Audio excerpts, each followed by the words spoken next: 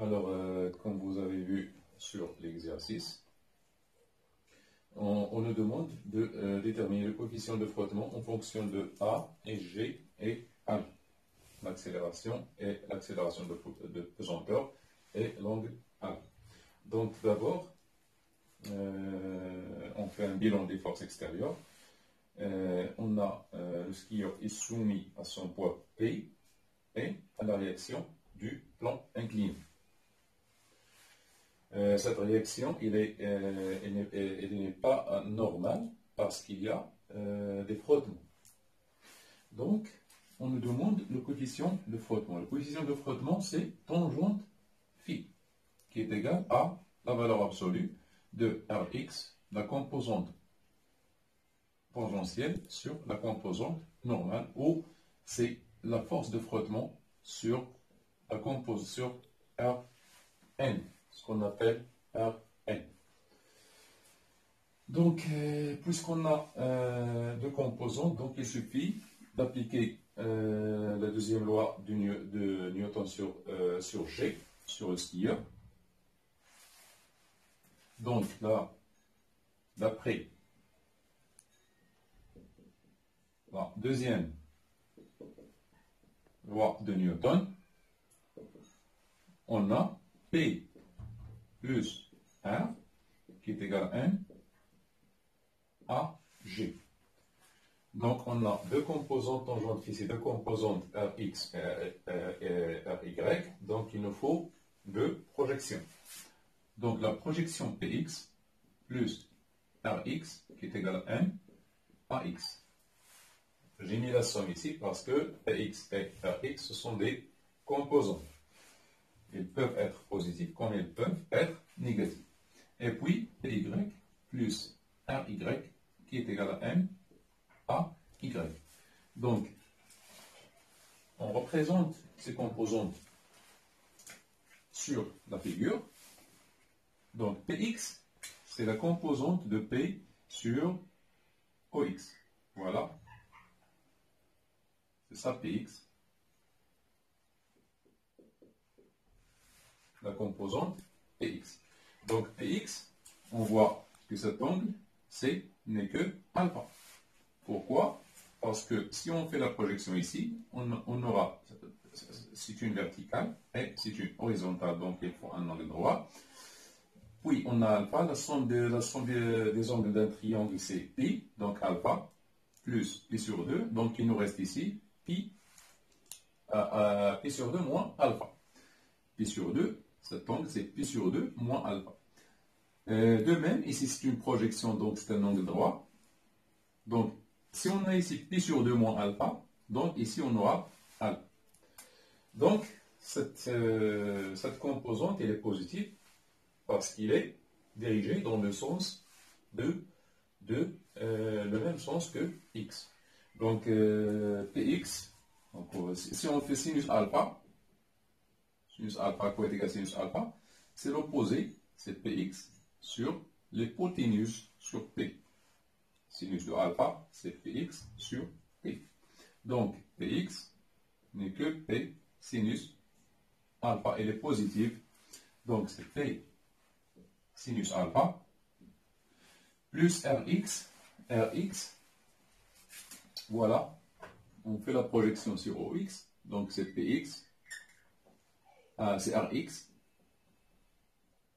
Donc, Rx, c'est une composante négative. Et on a dit que Rx, c'est le module de la force de frottement. Donc, c'est moins M. Donc, Px, P sin alpha, moins F, qui est égal à M à X. Py, il faut faire la projection sur OY. Donc, on fait translater cet axe OY sur G pour simplifier la projection. Donc, Py, voilà, c'est une projection. Donc, c'est Py, voilà. Py, si cet angle est alpha, donc c'est celui-là, alpha, ce sont deux angles internes. Donc, c'est une composante négative car elle est dirigé vers le bas, vers le sens inverse de y. Donc c'est moins P cos alpha. C'est moins P cos alpha. Donc R y n'est que Rn, la composante normale. Donc plus Rn qui est égal à M à Y. Donc on a AY est égal à 0. AY est égal à 0 car Y est constante. YG, c'est une constante. Qu'est-ce que ça veut dire ça? YG, l'ordonnée de G, ne se déplace pas, G ne se déplace pas verticalement selon OY. Ne se déplace pas selon OY, il se déplace tout simplement selon OX. Et, donc Y, il est constante sur YG, il est constante. Donc dy sur dt est égal à 0. Du coup, Vy est égal à 0. Et la dérivée de Vy est égale aussi à 0. Donc, A est égal à AX. Donc, A est égal à AX. Donc, AX est égal à A. On continue. Donc, c'est moins, c'est Mg sin alpha moins F qui est égal à MA et Mg cos alpha plus Rn est égal à 0. Donc, on fait sortir le F. C'est M, facteur de G, sinus alpha moins A, et Rn, c'est Mg cos alpha. D'où tangente phi, un point est égal à F sur Rn, donc tangente phi qui est égal à M. On ne simplifie pas M, donc le rapport, on fait le rapport membre à membre, donc c'est G sin alpha moins A sur G cos alpha. Voilà le résultat fini. Alors la deuxième question, on nous demande de calculer l'accélération A, sachant que le skieur passe par B à l'instant TB est égal à 10 secondes. Puis, on déduire tangente phi. Donc, on a tangente phi, on a trouvé qu'elle est égale à G sin alpha moins A sur G cos alpha. Donc, A, on voit que phi il est constante, G constante, et alpha, ce sont tous des constantes. Donc, A constante, car tangente phi constante, G constante, et alpha est constant.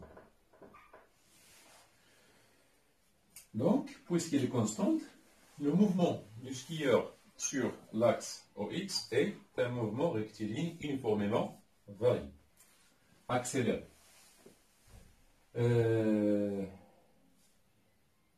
Donc A, c'est une constante. On a Vx est égal à D, ou bien Ax est égal à D de Vx sur dt. Comme Ax est égal à dvx sur dt, par intégration,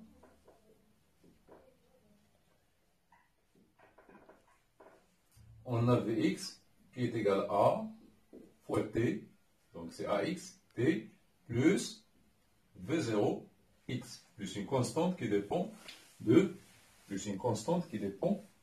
V. D'accord? V0x, c'est la vitesse de G à T égale 0. On nous dit que le skieur part de A, qui est confondu avec O, sans vitesse initiale. Donc la t est égale à 0, g étant a qui est confondu avec o. Et v0, va, ou la vo, va est égal à 0. Donc, on écrit d'abord g étant a. Donc, v0x est égal à va, vax, va, la va, puisque va y est égal à 0, donc elle est égale à va, donc elle est égale à 0 car elle part sans vitesse initiale. D'où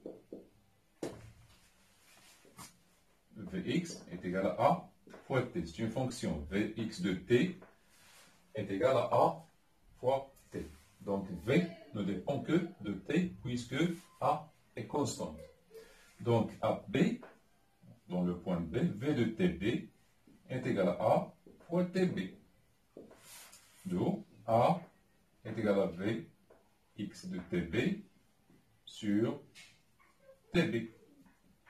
Application numérique, Vx de TB est égal. Donc, on nous a donné que Vx est égal à 20 mètres par seconde sur 10, qui est égal à 2 mètres seconde moins 2. Voilà la première question. Donc, on nous déduit la valeur de tangente phi. On a dit que tangente phi est égal à G sin alpha moins A sur G cos alpha. Donc, application numérique, tangente phi est égal à 9,8 fois sinus de 20 moins 2 sur 9,8 fois cosinus de 20. Donc, tangente phi, à peu près, on trouve 0,14. Sans unité, car ce coefficient est un scalaire.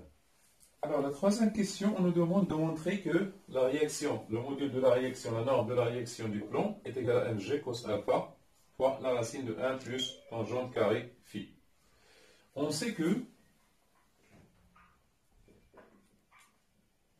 R à quoi est égal? C'est la racine de Rn, ou bien de Rn, oui, ou bien de Rx, de Rn au carré, plus F au carré. Tangente phi, on a dit qu'il est égal à F sur Rn, ce qui implique que F est égal à Rn tangente phi, d'où R à quoi est égal?